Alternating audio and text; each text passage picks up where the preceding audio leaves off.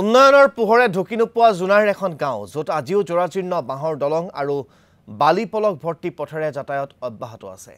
জোনাই গাঁও পঞ্চায়তৰ অন্তৰ্গত ৰোহিতপুৰ দেউৰী গাঁওবাসীয়ে বছৰ বছৰ ধৰি এইদৰে অব্যাহত ৰাখিছে যাতায়াত।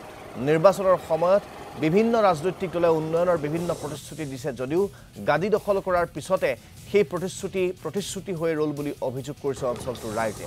গাঁওখনৰ এটা মূৰত MGNৰেগা আঁচনিৰ এখন ফলক আঁৰি থোৱা আছে যদিও কাৰ্যকৰী নহল আঁচনিৰ কাম। স্থানীয় জনপ্ৰতিনিধিক বহুবাৰ আবেদন কৰাৰ পিছতো কোনো গুৰুত্ব নিদিয়াৰ অভিযোগ গাঁওখনৰ ৰাইজৰ। বেয়া মানে আমাৰ বহুত দুখতে ভুগি আছে বুলি ক'ব লাগে। আৰু বাৰিষা আহিলে আমি প্ৰায় হাজিৰালৈ যাওঁ।